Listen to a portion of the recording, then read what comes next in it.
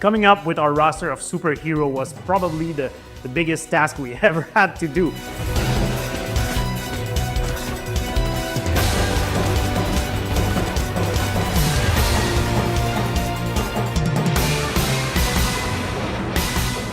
We decided to go with a good mix of iconic and well-known superheroes, but also more surprising characters. I have a personal theory that a good superhero lineup has very recognizable faces, but lesser known characters as well, because it makes you lean forward. Like, who is she? Who is he? Who's that person? Like, you want to discover new characters, and we wanted to introduce new characters to our audience.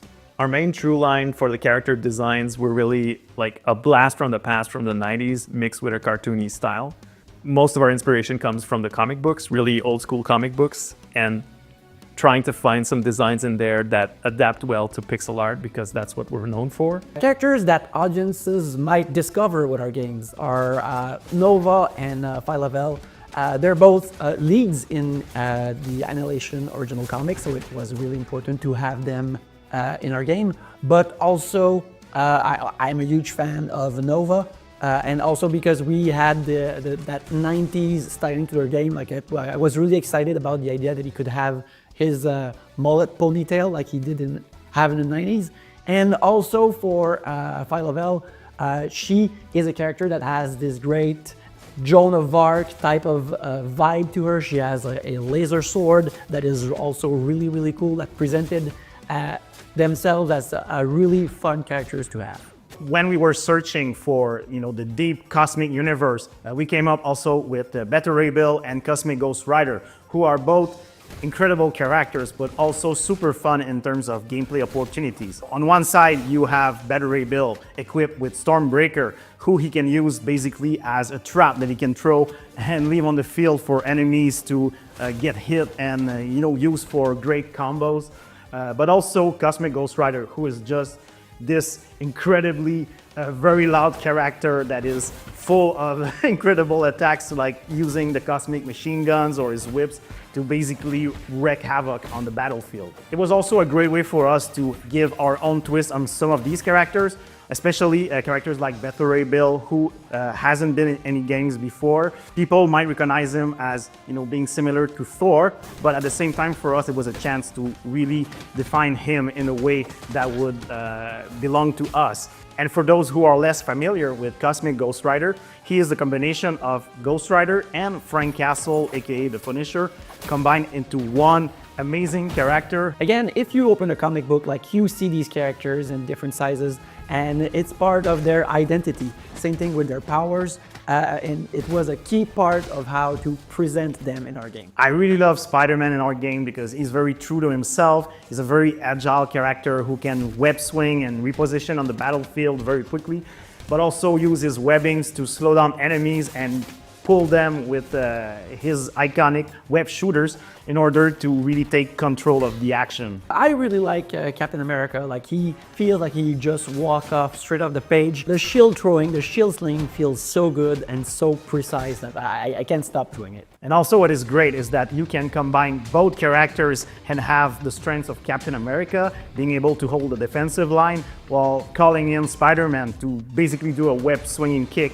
and wipe out a whole lane of the arena. Some of my favorites include She-Hulk and Rocket Raccoon.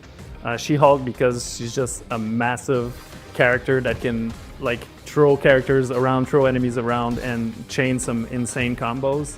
And Rocket Raccoon because he's an agent of chaos. Every time you throw a grenade, it's randomized, so you don't know what you're gonna get. He's really quick. He can do really jump attacks that can combo easily between different enemies. So both of them really have something a bit more unique than I like. I really like Iron Man to play as well. Like, a flying character is very different from a grounded character, and his repulsor blast also allows you to engage the enemy from afar, and that does pretty good as well. And on the other hand, you have Wolverine, who is the ultimate melee character who can use his claws to plow through masses of enemies, but also pounce and perform lethal grabs and really have this amazing hand-to-hand combat experience. I think Phoenix is really great as well. She's well-rounded. She has flight ability. She can grab people with her telekinetic grabs. She can also attack from range, and she can infuse her attacks with fire, which is very characteristic of Phoenix, so all-around great character. Venom is really a fantastic character. He can grab enemies, he can throw them, he can smash them on the ground, he can grab them from midair, and he's also a very fluid character. Like, he has a lot of movement options, and a lot of his actions are transformations, where he uses the symbiote as an advantage, and it's really fun to see it, really fun to change some insane combos. He's really a fun match with Storm, who's a Wind Rider, who's a much more graceful tracker, who can fly and evade pretty much any enemy strikes with her dodge. And Silver Surfer was also a really fun character to work with because he's using his board, part of his attack set, meaning that he's really riding the enemies as he goes, but also uses the power of the Cosmos. And we also have Black Panther, who feels closest to a martial arts ninja type of character, who's really has powerful martial arts strikes and uses kunais and also Wakandan technology as part of his powers. And his special attack is actually pretty awesome because it really showcases the power of this character by just going through the whole battlefield in basically a single attack and plowing through these hordes of enemies. There's a lot of different environments to explore in Marvel Cosmic Invasion. We decided to expand on the comic book and add a few different environments. Most notably Marvel's New York City, Wakanda, Genosha, Savage Land, all places on Earth, but also the story takes you to the cosmos. So you'll move on to Blue Area of the Moon, and then Clintar, Asgard, and a bunch of different places in the cosmos. And these places are also affecting the gameplay in many ways and are chock full of Marvel references for all you true believers out there. A lot of different things to see and a lot of fun place to explore with our 15 playable characters. Everything was made in collaboration with Marvel. Every character design has been reviewed and reworked to make sure that it works. It stays on brand with Marvel and it also works well within the game.